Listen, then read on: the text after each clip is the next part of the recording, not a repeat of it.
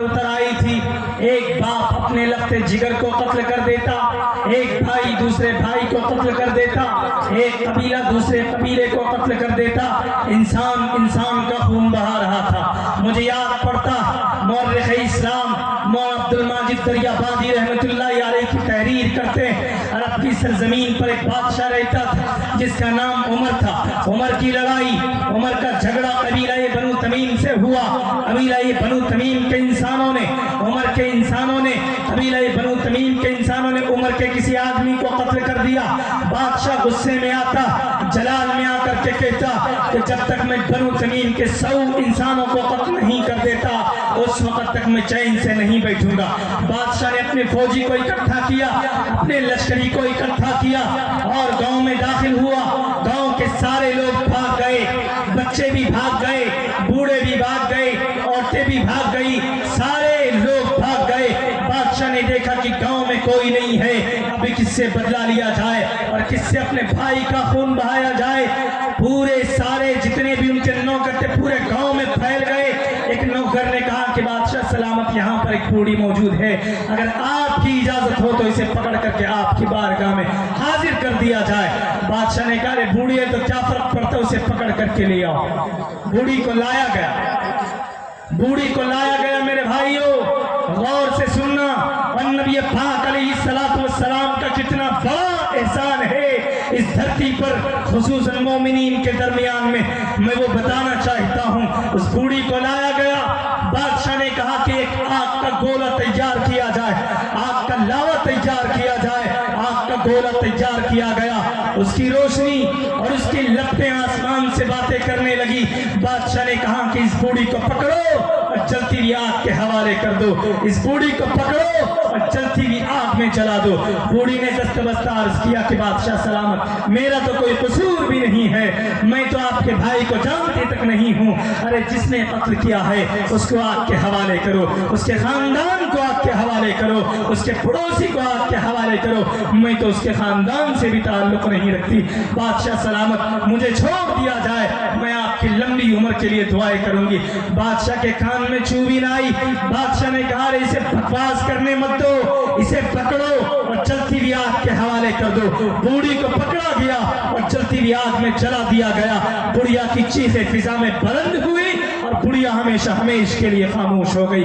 बात यहीं तक नहीं रुकती, जुल्म आगे बढ़ता है, जुल्म बर्बरियत का दरवाजा खुलता है और आगे बढ़ता है। एक मुसाफिर ने दूर से आग को जलते हुए देखा। मुसाफिर ने सोचा कि शायद कोई खाना पकाया जा रहा होगा, खाने का नज्म होगा। मुसाफिर भूखा था, 3 दिन से भूखा था, उनकी आंखें धंस चुकी थी, भूख से तड़प रहा था, पेट धंस चुका था। मुसाफिर ने दूर से आग को जलते हुए देखा। मुसाफिर आग के करीब आया। बादशाह के जो कारिंदे थे, मुसाफिर को पकड़ा गया, बादशाह के सामने ला दिया गया। बादशाह से कहा कि बादशाह सलामत, ये मुसाफिर आया है, पूछो इनके आने का मकसद क्या है। बादशाह सलामत ने पूछा, ए मुसाफिर तू यहाँ क्यों आया है। मुसाफिर ने दस्तबस्ता अर्ज किया, बादशाह सलामत मैं एक मुसाफिर हूँ, मैं भूखा हूँ, मेरी आंखें धंस चुकी है, मैंने दूर से आग को जलते हुए देखा, मेरी भूख की शिद्दत ने मुझे यहाँ आने पर मजबूर कर दिया, इसलिए मैं जहाँ पर आ गया। मैंने सोचा कोई प्रोग्राम होगा, खाना पकाया जा रहा होगा, इसलिए मेरी भूख की शिद्दत ने मुझे यहाँ आने पर मजबूर कर दिया। बादशाह ने कहा अरे भूखा है तो क्या फर्क पड़ता, इसे भी पकड़ो और जलती हुई आग के हवाले कर दो। मुसाफिर ने दस्तबस्ता अर्ज किया, ए बादशाह सलामत, मैं तो मुसाफिर हूँ, मेरा तो कोई कसूर भी नहीं है और मुसाफिर की मेहमान नवाजी करना ये इंसानियत का तकाजा, इंसानियत का फर्ज है, आप ऐसा कैसे कर सकते हैं, मैं तो मुसाफिर हूँ। बादशाह ने कहा मुसाफिर है तो क्या फर्क पड़ता, इसे भी पकड़ो और जलती हुई आग के हवाले कर दो। मुसाफिर को पकड़ा गया और जलती हुई आग के हवाले कर दिया।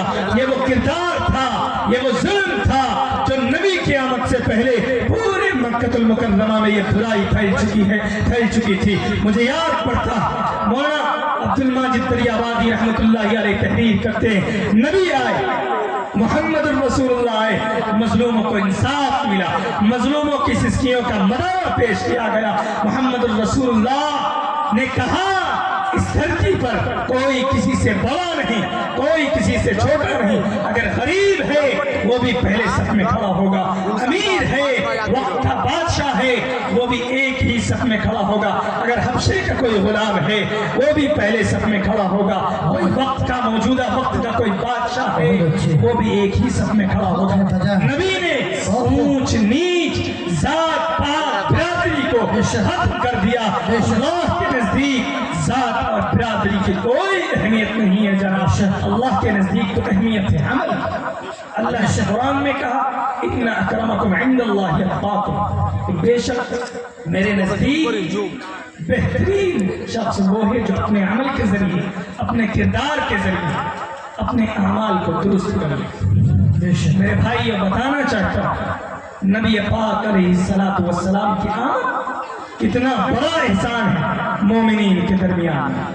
رب نے قرآن کریم میں بیان کیا لقد من اللہ علی المؤمنین اذ بعث فیہم رسولا من انفسہم یتلو علیہم آیاتہ ویزکیہم ویعلمہم الکتاب والحکمہ۔ رب نے کہا نبی پاک علیہ السلام کے بارے میں کہ ہم نے 1,24,000 پیغمبر کو اس دھرتی پر بھیجا، لیکن ہم نے احسان نہیں جتلایا۔ ہم نے آدم علیہ السلام کو بھیجا، احسان نہیں جتلایا۔ ہم نے نوح کو بھیجا، احسان نہیں جتلایا۔ ہم نے ابراہیم خلیل اللہ کو بھیجا، احسان نہیں جتلایا۔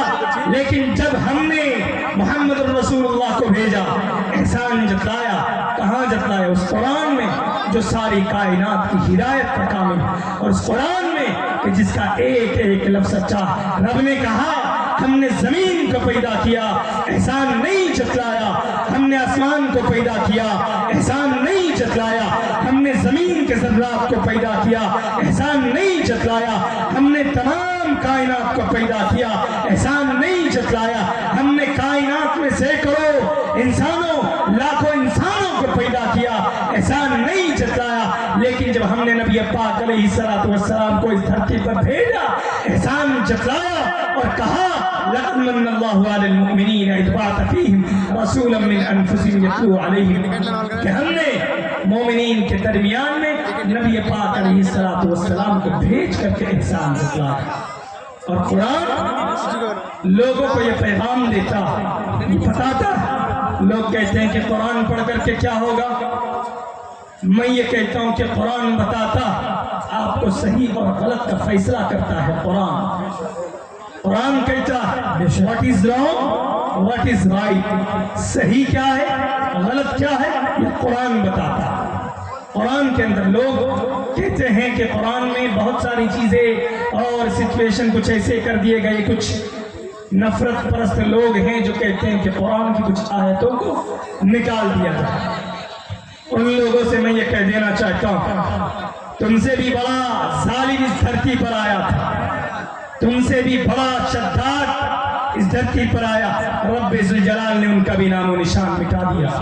تم سے بھی بڑا ظلم کرنے والا فرعون آیا، بین السماء والارض معلق کر دیا گیا۔ قارون آیا، زمین میں دھسا دیا۔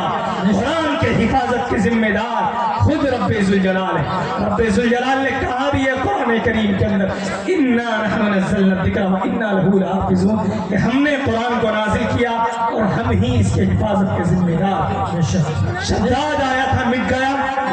بشار الاسد 3 سال تک محنت کرتا رہا قرآن کریم میں اللہ کی جگہ پر اپنا نام داخل کرنے کی، لیکن خود مٹ گیا۔ قرآن کریم آج بھی موجود ہے۔ 3 لاکھ قرآن کریم کے نسخے جلا دیے گئے، لیکن قرآن آج بھی موجود ہے۔ انگریز کے زمانے میں انگریزوں نے یہ طے کیا کہ مسلمانوں کے اندر کون سی ایسی چیز ہے جو مسلمانوں میں اتنی طاقت کو پیدا کرتا ہے، کون سی ایسی چیز ہے؟ پتہ یہ چلا، کسی نے اس کو بتایا کہ بھائی مسلمانوں کے پاس قرآن، اگر آپ اس قرآن کو مٹا دیں گے تو یہ مسلمان کمزور ہو جائے گا۔ انگریزوں نے طے کیا، تقریباً 3 لاکھ قرآن کریم کے نسخوں کو جلا دیا۔ ایک بچے کو بلایا گیا، مولانا صاحب نے بچے کو بلایا انگریز کے سامنے، اور انگریز سے کہا کہ 3 لاکھ قرآن کریم کے نسخوں کو جلا کر تو یہ سمجھتا کہ ہم جیت گئے؟ ابھی میں تمہیں بتاتا ہوں۔ ایک بچے کو لایا گیا، بچہ نے قرآن پڑھنا شروع کیا، الحمدللہ رب العالمین، شروع سے لے کر کے آخر تک انہوں نے پڑھ کر کے سنا دیا۔ انگریز حیران و پریشان رہ گیا، دنگ رہ گیا۔ وہ کہنے لگا کہ قرآن کو کوئی مٹا نہیں سکتا اور قرآن کے الفاظ کو کوئی تبدیل نہیں کر سکتا۔ قرآن نے صاف لفظوں میں کہا لا تبدیل لکلمات اللہ، قرآن کو کوئی بدل نہیں سکتا۔ ایک بات میں آپ کو بتا دینا چاہتا ہوں، راستے سے ہٹ میرے ذہن میں آنے جانے والے کو دقت ہو رہی ہے بھائی، ایسا ماحول نہیں بنا ہے۔ انشاءاللہ العزیز کچھ ہی دیر میں بہت ہی بہتر شخصیت کا مالک نوجوان عالم دین جناب حضرت مولانا ابوالکلام صاحب ترویدی ہمارے بھی درواز ہونے والے ہیں۔ آپ حضرات کو خوشیوں میں اضافہ کرتے ہوئے میں یہ بتا دینا چاہتا ہوں کہ حضرت مولانا صفات صاحب کے بعد جناب شاعر اسلام عدنان پرتاپ گڑھی جو ہمارے بھی اسٹیج پر درواز ہیں، انشاءاللہ ہم سب کو ان کا کلام سننا ہے۔ یہ بتانا چاہ رہا تھا آپ لوگ خاموشی کا ماحول بنائیں، اس سے ذہن پہ اثر پڑتا ہے۔ قرآن کریم کتنی بڑی دولت، ایک واقعہ میرے ذہن میں آیا، میں بتا دیتا ہوں۔ قرآن کریم ایک کسی ملک کا بڑا لیڈر، میں نام لینا نہیں چاہتا، اسی زمانے کے اندر ان کے پاس دولت کی کمی نہیں تھی، کرسی کی کمی نہیں تھی، پیسوں کی کمی نہیں تھی، بلڈنگ کی کمی نہیں تھی، گاڑیوں کی کمی نہیں تھی، لیکن جب اولاد کو پڑھانے کی باری آئی ان کے پاس 3 بیٹا تھا ان کا، پہلا بیٹا، دوسرا بیٹا، تیسرا بیٹا، تینوں کو 3 جگہوں کے اوپر ٹرانسفر کر دیا گیا۔ بہت محنت سے پڑھایا لکھایا، مضبوط بنایا، پڑھ لکھ کر کے جب گھر واپس آیا اپنے اپنے کام میں وہ سیٹل ہو گیا، کوئی کہیں چلا گیا، کوئی کہیں چلا گیا، کوئی کہیں چلا گیا۔ لیکن جب موت کا وقت قریب آیا، کل نفس ذائقۃ الموت، ہر جاندار کو موت کا مزہ چکھنا، جب موت کا وقت قریب آیا ان کی سانسیں نہیں نکل پا رہی تھی، سچویشن اور حالات ایسے تھے، کہا گیا کہ بیٹوں کو بلایا جائے۔ تینوں بیٹوں کو بلایا گیا ان کے پاس۔ بلانے کے بعد اس کی امی نے کہا کہ بیٹا قرآن ذرا پڑھ دو تو شاید ان کی روح نکل جائے۔ بیٹا نے کہا کہ ماں میں پڑھنا نہیں جانتا، قرآن نہیں پڑھنا جانتا۔ دوسرے بیٹے سے کہا کہ تو پڑھ دے، دوسرے بیٹے نے بھی یہی کہا، تیسرے بیٹے کا بھی یہی جواب تھا۔ ماں زور زور سے رونے لگی اور کہنے لگی ہم نے تمہیں پڑھا لکھا کر کے کیا کیا؟ جواب کیا تھا؟ بیٹے کا جواب سننا۔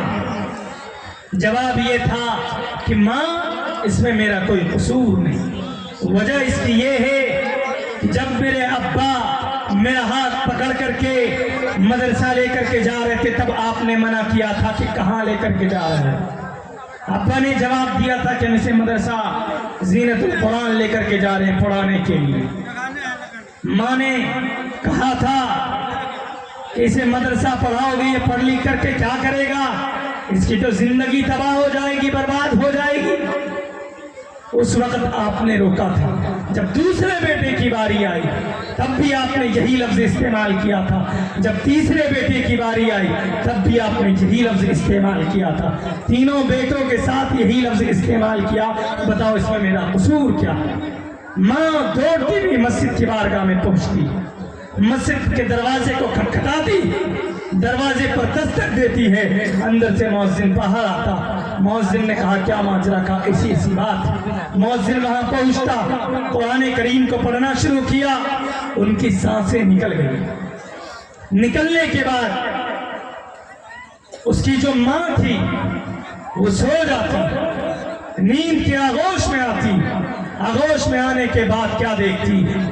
نیند کے آغوش میں آنے سے پہلے انہوں نے ایک چیز کو طے کیا تھا کہ جتنی بھی دولت ہے ہمارے پاس तमाम दौलत को इकट्ठा किया। इकट्ठा करने के बाद मदारिस, खानकाह और मकातीब, मसाजिद के अंदर आधी दौलत से ज्यादा को लुटा दिया।